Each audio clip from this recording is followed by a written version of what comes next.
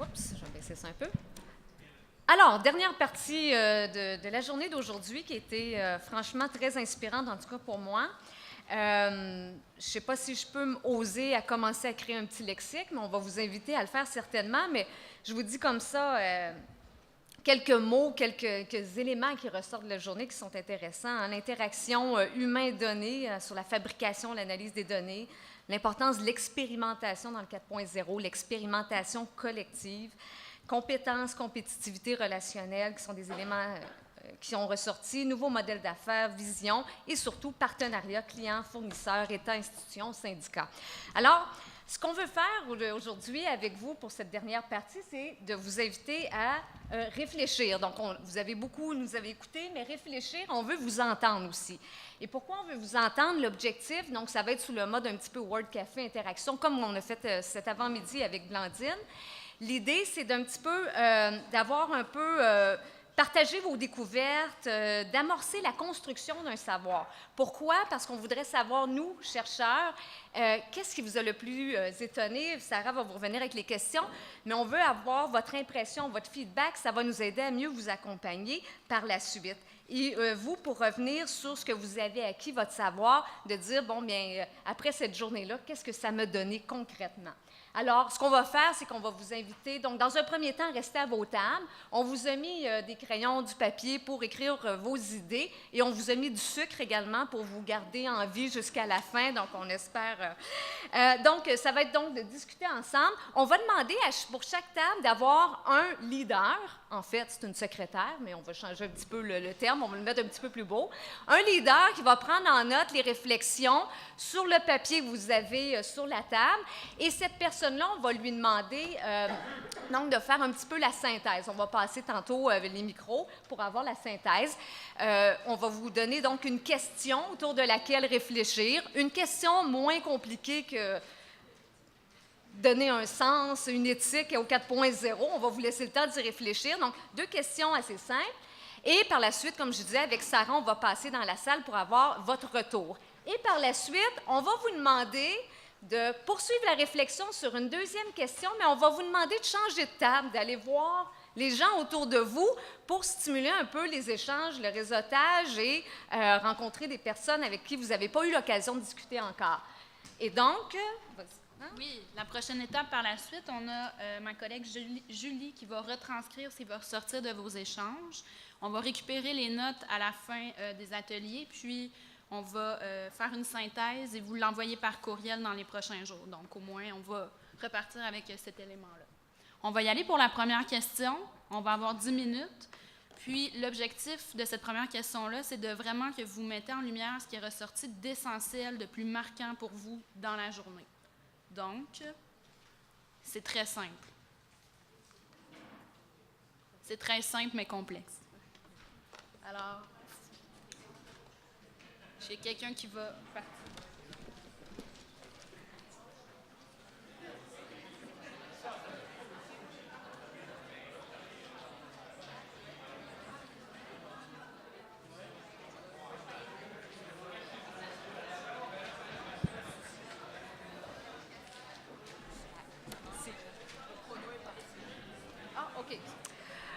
OK, alors merci à tout le monde d'avoir fait vos réflexions. Maintenant, on va passer le micro pour essayer d'avoir un petit peu vos réponses à cette question. Oui, bonjour. Alors, c'est frais dans ma tête avant que j'oublie. Donc, nous, on a dit que ce qu'on a retenu, c'est que le virage 4.0 est essentiel. Sinon, les entreprises ne pourront pas survivre par rapport à la compétition internationale. Donc, il faut qu'elles prennent ce virage pour se démarquer. Les statistiques du CAMAC démontrent que la majorité des entreprises ne sont même pas rendues au 3.0 encore et ne savent même pas, en fait, que c'est quoi la différence entre le 4.0 et le 3.0. Le 4.0, c'est vraiment la connectivité, alors que le 3.0, c'est on achète une machine. Donc, il faut aussi informer les gens de la différence entre les deux. Le lien entre le 4.0 et la compétitivité est évident et la productivité. Il faut informer les entreprises de ça. On a retenu la coopétition. Donc, pas juste travailler en silo, mais qu'il y ait un partage des meilleures pratiques entre les concurrents. Comme ça, quand on va partager, on pourra mieux agir de manière complémentaire. Pour favoriser le 4.0, la haute direction doit avoir une vision du 4.0 et être convaincue des retombées économiques. Pas juste dire c'est une mode le 4.0, on va le faire, on doit savoir pourquoi il faut le faire et qu'à long terme, ça va être bénéfique pour nous. Et comme ça, on pourra mieux influencer nos employés. Le 4.0 va modifier le modèle d'affaires. Et au niveau des employés, il faut les impliquer dès le début. Il ne faut pas juste leur dire, voilà, on a acheté une machine, vous devez apprendre la technologie. On doit dès le début les impliquer dans le processus du changement, les informer, mieux communiquer les retombées positives. Et on a parlé de gestion participative, que les employés soient impliqués dans la gestion et pas juste qu'on leur impose et qu'ils voient ça comme un gros fardeau. Et l'agilité à s'adapter au changement, puis même l'agilité à provoquer le changement.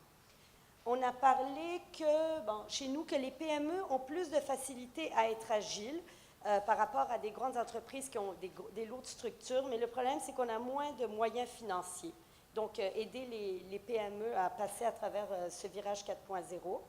Et dans tout changement, il y a des zones grises. On ne peut pas tout prévoir. Par exemple, c'est un des cas qu'on a cité. Des fois, quand on implante le 4.0, des employés qui travaillent depuis 10 ans de jour peuvent se ramasser à travailler de soir. Donc, ça change tout dans la dynamique de la gestion travail-famille et tout. Alors, il faut peut-être implanter de la gestion du stress. Alors, il peut y avoir des effets néfastes qu'il faut anticiper. Et aussi, un changement de culture. On passe de la formation traditionnelle, donc la formation en classe, à une formation qui utilise des moyens technologiques comme le e-learning. On dit aux gens, voilà, vous devez apprendre ceci, cela, apprenez-le avec YouTube ou peu importe, du e-learning. Ça, c'est un autre point qu'on a relevé. Finalement, au niveau des syndicats, on a vu que les syndicats ont vraiment, ils ont une ouverture à impliquer que leurs employés ont une ouverture à impliquer le 4.0. Je pense, si mes collègues veulent... Et voilà, merci. Merci. Une autre dame qui voudrait partager leur réflexion? Bonjour à tous. On a parlé d'holacratie, de valorisation des données, de création d'un nouveau pouvoir, celui de l'information, qui va permettre l'holacratie grâce à la valorisation des données. On a parlé d'enrichissement des métiers traditionnels, de perte aussi de risque, de perte des compétences techniques, parce qu'en fait, on les utilise moins, donc c'est un risque. Changement de paradigme, profonde transformation, des mots-clés qui ont sorti aussi. Une accélération de l'exécution. Tout va plus vite, de plus en plus. On a constaté aussi un très grand retard de notre économie sur le virage 4.0. On constate aussi que c'est une façon de faire plus d'argent, même que c'est la survie de notre système manufacturier qui est en cause, dans le fond, aussi. On a parlé que l'humain est mis à l'avant-plan, mais on n'en parle pas assez. C'est un incontournable, nécessite de plus en plus de qualité humaine pour réussir cette transformation-là, dont le très grand mot-clé semble être la collaboration. Très, très bon résumé. Une autre dame pour partager leur réflexion? Je veux... Vous autres? Alors, je vais vous l'imposer. Je pense que toute la table a été marquée par la dernière intervention. Donc, dans nos réflexions, c'était beaucoup donner un sens à cette transformation-là, définir le pourquoi on le fait, why change, définir la finalité du 4.0. Encore là, je pense que ça revient au pourquoi on le fait. Bien sûr, je pense qu'on a été marqué par le fait de garder l'humain au cœur de la transformation, l'humanité. C'est vrai qu'on met des machines maintenant dans les mains de gens qui avaient des métiers peut-être un peu plus traditionnels, mais dans cette transformation-là, il y a des gens qui vivent des changements. Donc, respecter le rythme de chacun, mais à travers tout ça, je pense qu'il y a une clé qui est l'adaptabilité au changement. Monsieur du syndicat en a parlé aussi. Communication, implication de l'ensemble des fonctions de l'entreprise. Donc, je pense que c'est vraiment un travail d'équipe qui va se performer dans la nouvelle industrie qu'on va tous vivre. Ce qui est intéressant, c'est de voir qu'ils ont dessiné un petit bonhomme. C'était leur première... donc, c'est très significatif, même visuellement. Oui. En fait, donc, il y a déjà beaucoup de choses qui ont été dites, fait que je vais peut-être me répéter un petit peu. Un des points qui nous a beaucoup marqué, c'est vraiment la situation actuelle au Québec. Donc, à quel point on peut tous se rejoindre dans cette problématique-là.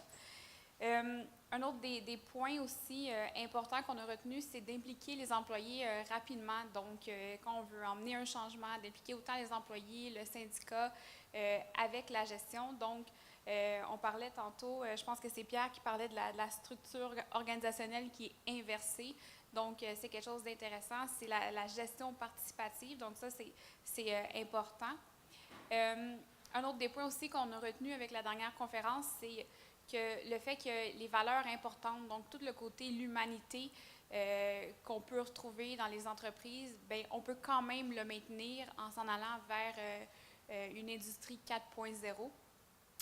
Puis, le dernier point qu'on a, dans le fond, c'est une question qu'on se posait. On s'est dit, on a entendu beaucoup de conférenciers qui travaillent dans les PME.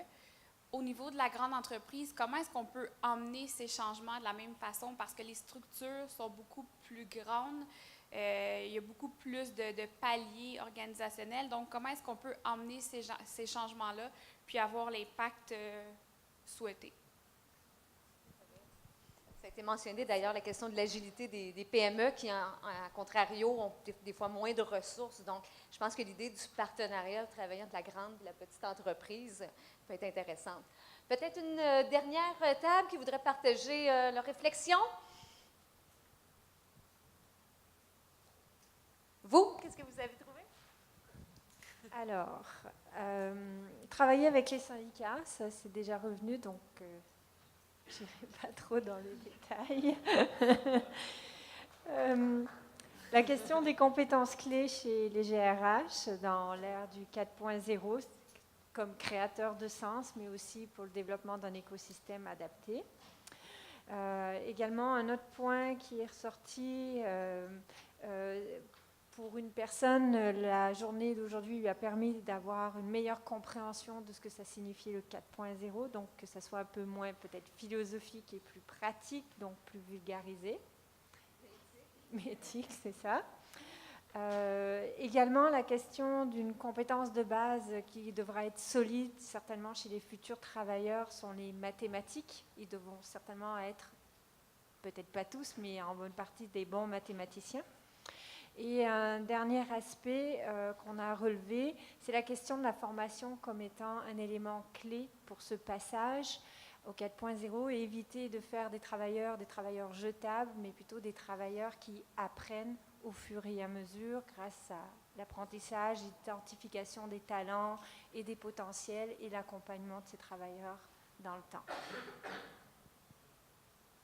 C'est beaucoup, très intéressant. D'ailleurs, de plus en plus dans la littérature, on parle de moins en moins de capital humain, mais de capital intelligent. Hein? Donc, il fait encore référence davantage aux compétences diverses des salariés, donc pas juste à leur savoir qu'ils ont acquis. Donc, je pense qu'on va passer à la deuxième question. Comme moi, j'ai une Fitbit qui enregistre mes données, qui me dit qu'aujourd'hui, je n'ai pas du tout atteint mon 10 000 pas. Donc, je vais vous inviter à bouger un petit peu, ça va nous faire du bien. Donc, de changer de table, d'aller voir des gens que vous connaissez peut-être pas beaucoup. Et on a une deuxième question qui devrait apparaître sous peu. Sarah? OK, donc on passe à la deuxième et dernière question. On a passé une journée ensemble à regarder des présentations, à échanger entre nous. Je constate que la salle est variée, c'est une grande force. On a des rôles, des organisations qui sont différentes, des compétences qui sont différentes. Puis l'implantation du 4.0, clairement, c'est pas pareil dans chaque organisation. Donc, la première question qu'on a pour vous, c'est concrètement, demain matin, c'est quoi vos pistes d'action prioritaires? Qu'est-ce qu'il y a à mettre en place dans votre organisation pour assurer cette transition-là, peu importe où vous êtes rendu, c'est normal.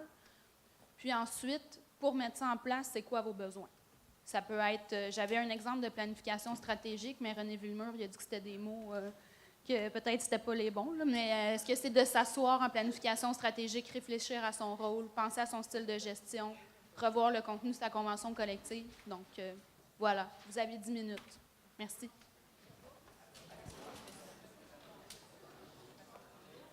Non, Lucia préfère qu'on laisse la question.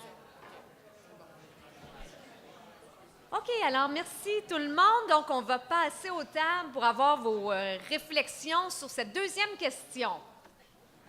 Un coup parti, encore pour ne pas oublier. Donc, quelles sont les pistes d'action prioritaires à court terme? On a dit qu'il faut... Alors, les pistes d'action à court terme, il faut provoquer les discussions pour sensibiliser les employés, amener l'organisation à y réfléchir. Donc, vraiment provoquer des discussions entre tout le monde. Mettre en place un programme de reconnaissance pour encourager les employés à être polyvalents. Donc, une culture de la polyvalence. On disait que les employés ne vont pas faire toujours travailler sur la même machine, ils devront se balader partout dans l'entreprise, donc à être polyvalents. Engager des discussions avec les syndicats. Donc, on a déjà parlé que les syndicats sont déjà impliqués, mais poursuivre les discussions. Connaître les intérêts des employés. Donc, il y a peut-être des employés qui sont très intéressés aux mathématiques, à la programmation et qui sont des machinistes. On pourrait peut-être sonder les intérêts pour savoir qui placer dans quel poste s'il va falloir relocaliser les employés. Donc, connaître leurs intérêts. Y aller par petits pas, par essai-erreur, au lieu d'arriver avec une grande implantation, expérimenter. Donc, apprendre à se tromper à petite échelle. Alors, y aller petit à petit. Prendre exemple sur d'autres organisations, montrer à nos employés ce que font les autres organisations pour qu'ils réalisent comment ça se passe chez les autres, pour réaliser que oui, on pourrait peut-être implanter ça à l'interne. Et finalement, on a dit que dans toute organisation, il y a sûrement un champion de la digitalisation, celui qui va porter le ballon. Alors, essayer de voir de l'identifier. On a parlé que c'était souvent le dirigeant, mais il y a peut-être quelqu'un d'autre dans l'organisation qui pourrait porter ce dossier de 4.0. Peut-être quelqu'un en ressources humaines qui doivent devenir des leaders. Merci. D'autres dames qui... Oui? Bon, on n'a peut-être pas répondu à toutes les questions. On a plus allé dans les prises d'action. On a essayé de mettre de l'ordre dans notre brainstorming. Dans le fond, on commencerait par un bilan numérique et technologique de l'entreprise, un peu dans la perspective de MacFab, surtout quand on est dans la chaîne d'approvisionnement. Donc, on toucherait l'aspect des compétences, de la culture, des systèmes, de la performance.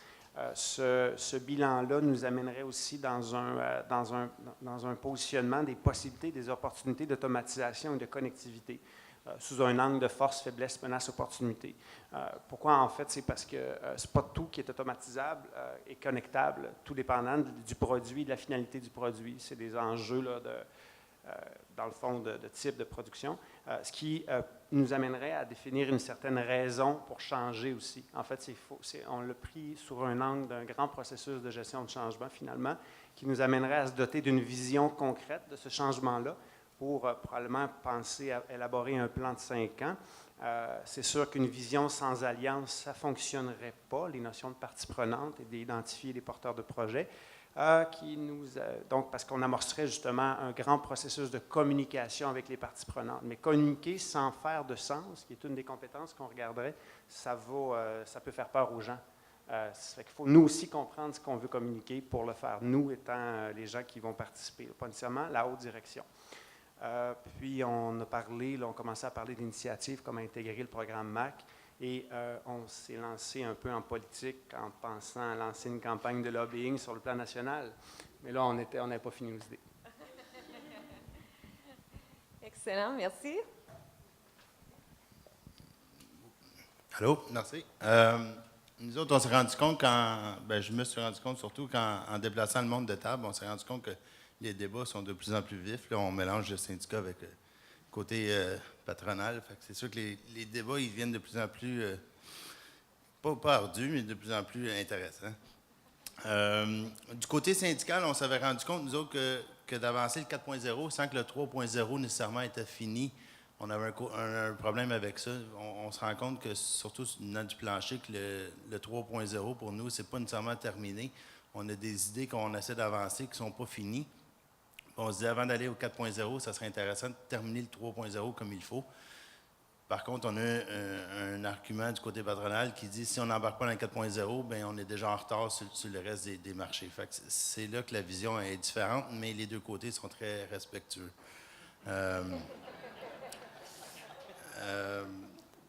D'autres points, les pistes d'action qu'on avait regardées, c'est comme virer un gros bateau, un gros navire. Soit qu'on vire un bateau de croisière, c'est pas facile, ou on vire des petites chaloupes, c'est beaucoup plus facile. Fait que, point de vue des pistes d'action, on a regardé de prendre des petits pas, des petits morceaux, des petits projets petit à petit pour démarrer le changement. C'est plus facile qu'essayer de virer un gros bateau. Il faut faire réaliser à tout le monde que le 4.0 est inévitable, sans nécessairement mettre le monde de côté. Il faut travailler ensemble. Faut démontrer le sens d'urgence. Si on n'embarque pas dans le bateau, on va le manquer. Faut renforcer la communication entre les parties. On sait que la communication, c'est la base de tout. Si la communication n'est pas là, on a bien beau avoir les meilleures idées, qu'il n'y a rien qui va avancer. Puis il faut augmenter la flexibilité. Chez Rolls-Royce, on est chanceux, on a une convention collective des plus flexibles en aéronautique, mais il faut augmenter la flexibilité pour pouvoir permettre les changements. Merci. Très intéressant, merci. Est-ce qu'il y aurait une autre table patronale syndicale ou... De notre côté, ça a très bien été, malgré que c'était une table patronale syndicale. Alors, on a eu des débats, mais c'est clair que pour nous, ce qu'on regardait, c'est le long terme. Parce que, encore aujourd'hui, on forme des machinistes à l'ère 1.0 ou 2.0. Ça va être difficile dans 10 ans, puis ça prend du temps au gouvernement et au système d'éducation pour se revirer de bord pour dire, bien là, regarde, il faut s'en aller dans une autre direction. Je pense que ce qui est clair, c'est qu'on doit donner de l'information aux gens. Il faut que les gens sachent c'est quoi. Puis moi, même une session comme aujourd'hui, ce que je disais aux gens, pour moi, 4.0, c'était l'intelligence artificielle seulement, mais là, quand tu regardes Big Data, connectivité, tout ça, mais je pense que de la population en général au Québec, on doit faire quelque chose. C'est de là que nous est venue l'idée, plus que ça doit être fait à des plus hauts niveaux, c'est-à-dire au niveau pratiquement gouvernemental, où il devrait avoir le gouvernement, les syndicats et les employeurs pour décider où on s'en va avec ça, parce que je pense que ça prend trop de temps au Québec pour changer. Puis je suis d'accord avec toi, c'est un paquebot. L'éducation, ça prend 10 ans pour changer un programme. Je veux dire, quand 3.0, on va être là dans 10 ans. Fait que si 4.0 arrive demain, on a un problème, là. Puis je pense que c'est ça nous autres, on voyait plus une optique. Peut-être pas, bien, certains syndicats disaient, bien, certains membres du syndicat disaient un peu la vision allemande. Mais je pense qu'il faut peut-être, mais avec les bons côtés, pas les mauvais côtés, parce qu'il y a certains mauvais côtés. C'était ça notre conclusion. Merci, c'est intéressant parce que deux interventions qui ont relaté justement l'importance du lobbyisme, du rôle de l'État et peut-être avoir un État qui soit un petit peu plus proactif comme en Allemagne, qui a pris un petit peu les devants. Donc, on voit bien que c'est un enjeu d'écosystème et non pas juste des entreprises, mais entreprises, syndicats, les institutions et également les gouvernements. Est-ce qu'on aurait une dernière intervention? Quelque chose qui n'aurait pas été dit, qui est important de partager? Ou vous êtes tous épuisés? Bon, avant de vous épuiser complètement, on va avoir quand même une dernière conclusion, en fait. Donc, je vous remercie d'ailleurs très sincèrement. Si mes étudiants participaient autant que vous dans mes cours, je serais une professeure vraiment très heureuse. Alors, vous devriez venir dans mes cours, leur donner un petit peu de façon de travailler en équipe, ça serait super.